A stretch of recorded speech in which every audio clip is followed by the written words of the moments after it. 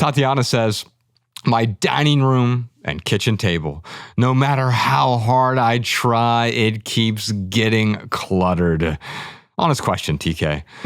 Why is it that my dining table at my house in Ojai, California is never cluttered? And yet Tatiana's always is. Now, I have no judgment for her. I certainly don't think I'm better than her or anyone else. I'm just wondering what's going on behind the scenes in my mind and her mind, because it doesn't even cross my mind that my dining room table might ever be cluttered. That doesn't even feel like an actual possibility to me. Yeah, my guess here is that it's not because of a difference in virtue or skill, but because of a difference in sensitivity. So right now I am drinking black tea, but let's say I didn't like green tea. Let's just say for whatever reason that was gross to me. Well, suppose someone pours some green tea here, I drink it and I spit it out.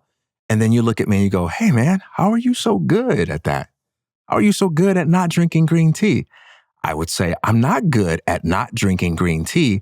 It just disagrees with me so strongly that even if you paid me to do it, it would be hard for me to sustain. Sometimes the easiest things for us to do are the things that just agree with us so strongly, which is why when people live together and one person likes to leave their clothes on the floor and the other person's really good at not doing that, sometimes it's because the person who, doesn't like clothes on the floor, they have like a little sensor that goes off. It makes them feel like, they can't relax, they can't sleep, they can't be at peace until those clothes get picked up. Whereas the other person just doesn't have that. And so they have to go off memory and discipline, whereas the other person just goes off sensitivity. And so since we all have different sensitivities, sometimes we're naturally good at things because our sensitivity support it, and other people need to remember it. They need to follow it like a rule. They need a strategy. They need discipline. And they have areas that are like that for them that are not like that for us. I think the difference is likely comes down to something like that.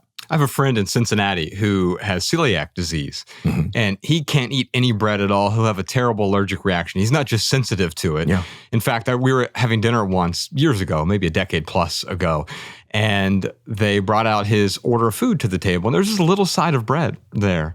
He's like, I'm sorry, you have to take the whole thing back. I can't have anything that touched bread.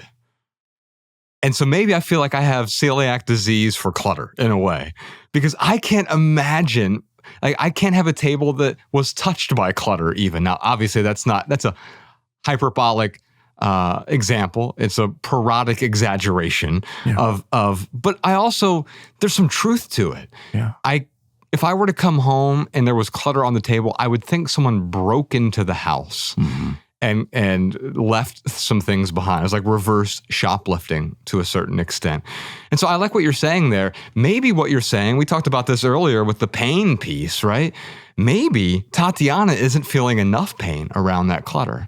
This happens with our health all the time. Someone that when enough pain shows up, they finally end up going to the doctor. Yeah. And it's like, oh, I really wish I would have went a year ago, 6 months ago, 2 years ago, whatever it is. I wish I would have taken care of this sooner, but it required a certain amount of pain for me to do something about it. Yeah. And so for Tatiana, maybe what she needs is realizing like, this is way more painful than I realized. I can't keep tolerating this pain, because you encourage whatever you tolerate. And so if you tolerate a little bit of clutter, or you tolerate a little bit of pain, what happens? More of it shows up right there at your doorstep. Tolerance is great as a first step of realizing what the problem is. But if we just sit there steeped in pain, mired in clutter, what happens? We get used to it. It becomes an everyday occurrence. It's just a little bit of clutter. It's just a little bit of pain in my ankle or my wrist or my knee. I'll get to it later. And the pain or the clutter, it builds and builds and builds. And before we know it, you see the people on the TV show Hoarders. And the clutter didn't show up there overnight. Yeah. And they're at a pain point now where it's so overwhelming that they need professional help to come in and just haul things out. But it's not about the stuff. Yeah. It's about the story they've attached to the stuff. In fact, with Tatiana, there's a minimal maxim of yours that I wrote down here. I was hoping maybe you could expand on it for me. You said stories are to problems what space is to possessions. That's what makes room for them. Maybe expand on that for me. Well, you can't have a possession unless you have space, right? which is why when we buy things, we consider where we live. Where would this go? Do I have room for it? And if I don't have room for it, I either have to say no to the possession, or I have to give up something else in order to make room, or I consider moving into a different kind of space that accommodates this if I want it so bad. So it's not that space is bad or that this is a value judgment about the nature of space. It just identifies space as the necessary condition for things to even exist in the first place. And it's a similar way in the relationship between stories and problems. What is a problem? A problem is something that gets in the way. A problem is something that creates difficulty. But what makes that problem a problem? Because for someone, your problem is not a problem at all.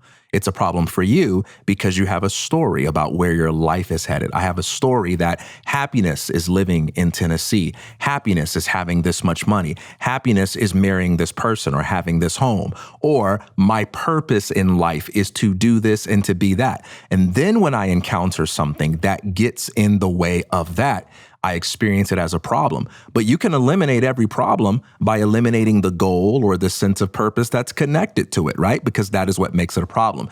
Now, that doesn't mean that our stories are bad, but what that means is if you have a problem and it's nagging you, you can negotiate that problem at the level of the symptom by pushing it away or managing it, but you can also recontextualize that problem by changing the story that you're telling about it. You can also change the habit, right? So like if the symptom is the table is always cluttered, there's probably something going on behind that. Why is the table always cluttered? Why is that stuff showing up? It could be a simple habit like, well, I check the mail every time I come home and I just put it on the table and I say, I'll deal with it later. We have something we call the no piles rule, and it's pretty simple. The no piles rule just says I don't let anything accumulate on flat surfaces in my home. Everything has a home. It doesn't get a temporary purgatory. And that's what happens with the dining room table, or a entryway table, or any flat surface, credenza, sideboard, coffee table. They become these repositories of stuff. And then it's there for a day, and then a second day shows up, and a third day of stuff shows up. And it's not even that big of a deal after 1 or 2 days, but after a week or 2 weeks, it's like, this thing's already cluttered. I guess that's the way it is. Well, yeah, that's the way that the habit is, but if I change the habit, the clutter just goes away automatically. I hope you enjoyed that highlight from the Minimalist Private Podcast. If you'd like another highlight, check out this video. If you'd like to watch the minimal episode, check out this video. Or if you'd like to dive deep into full episodes of the Minimalist Private Podcast, head on over to Patreon. The link is in the description. Your support keeps our podcast and YouTube channel 100% advertisement free.